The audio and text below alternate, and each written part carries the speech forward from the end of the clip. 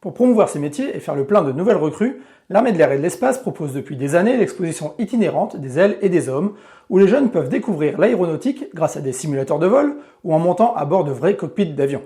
De son côté, elle, l'US Air Force, ne s'est pas contentée de si peu, et en 2009, elle a décidé de frapper les esprits avec un projet tout en finesse comme les Américains savent si bien le faire, l'initiative Air Force Supercard Project.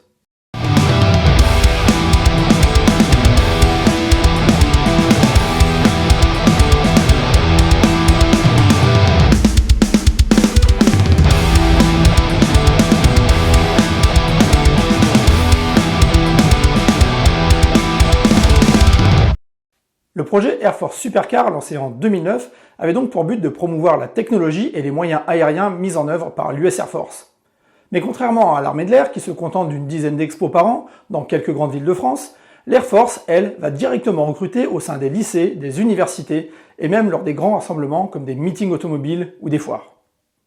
Alors pour se déplacer dans autant d'endroits différents, pas toujours des plus accessibles, pas évident de traîner avec soi des avions de chasse à travers un pays aussi grand.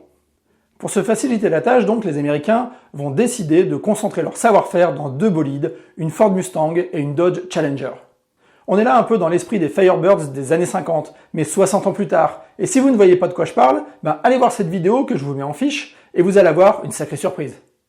Pour mener à bien ce projet, ils vont faire appel à un célèbre préparateur automobile, puisqu'il s'agit de Galpin Autosport. Et si vous vous rappelez bien, c'est le garage qui tunait des voitures dans l'émission Pimp My Ride sur MTV.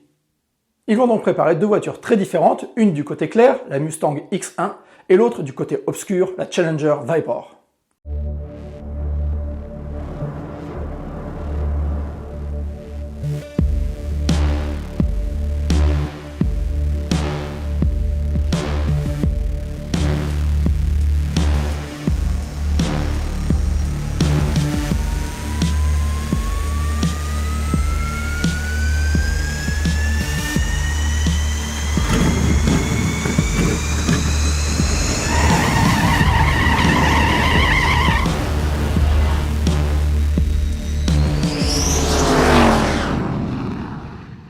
Extérieurement, la Mustang X1 n'a rien de vraiment extraordinaire, mis à part un kit carrosserie qui renforce encore plus son côté agressif. Pour la puissance, on est encore loin de celle d'un avion de chasse, mais pour la route, un V8 4,6 litres de 500 chevaux boosté au protoxyde, ça fait quand même pas mal de bruit.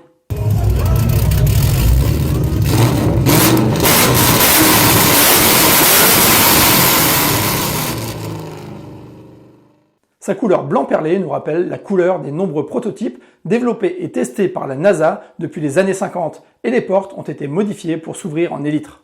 Et justement, c'est une fois ces portes ouvertes qu'on peut admirer tout le travail qui a été réalisé à l'intérieur, car là, il ne reste plus rien du modèle d'origine, tout a été entièrement désossé. Le cockpit, puisqu'il faut bien l'appeler comme ça, me fait vraiment penser à celui d'une cabine Apollo, et toutes les pièces utilisées pour la reconstruction sont des vraies pièces d'avion. Au centre de la cabine, le pilote prend place sur un véritable siège éjectable et il se retrouve alors entre les jambes avec un vrai joystick de chasseur F-16. Bien sûr ici, pas question de diriger la voiture avec, comme dans la Firebird 3, mais il a quand même son utilité puisqu'il sert de commande de boîte automatique. Pour la conduite, une sorte de guidon en H sort du tableau de bord, mais j'avoue que pour le coup, il n'est là que pour le fun, car il faut vraiment avoir les bras longs pour s'en servir, puisqu'il est juste au-dessus des pédales. Et en effet, je n'ai trouvé aucune vidéo de la voiture entre les mains d'un pilote, à part la vidéo de promo que je vous ai mis en intro, où on ne devine même pas le conducteur.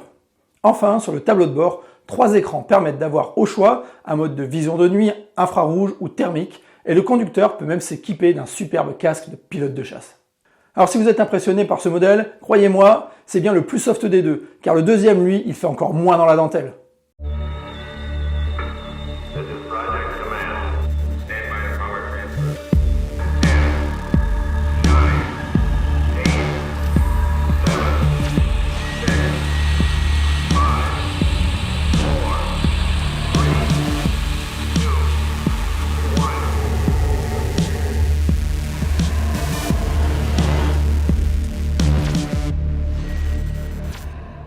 La Challenger Viper, avec sa livrée noir mat, est là pour nous faire penser aux opérations spéciales et aux avions furtifs, même si pour le coup, niveau esthétique, on est loin de faire dans la discrétion.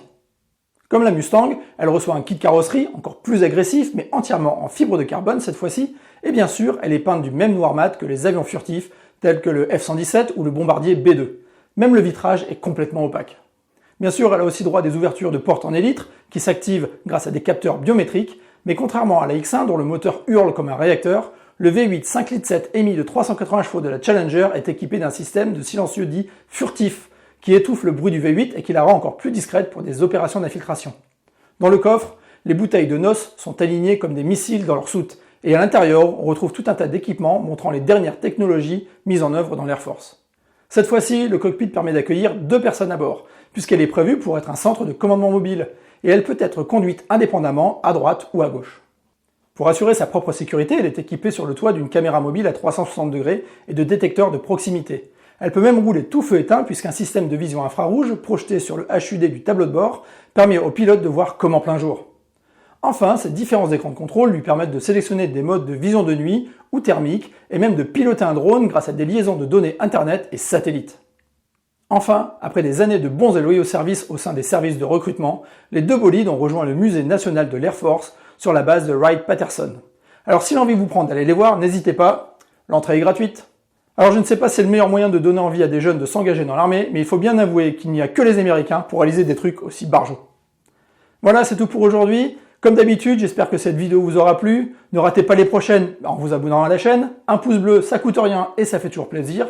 Et quant à nous, on se retrouve ici bientôt pour parler encore et toujours auto et aéro. Tchuss!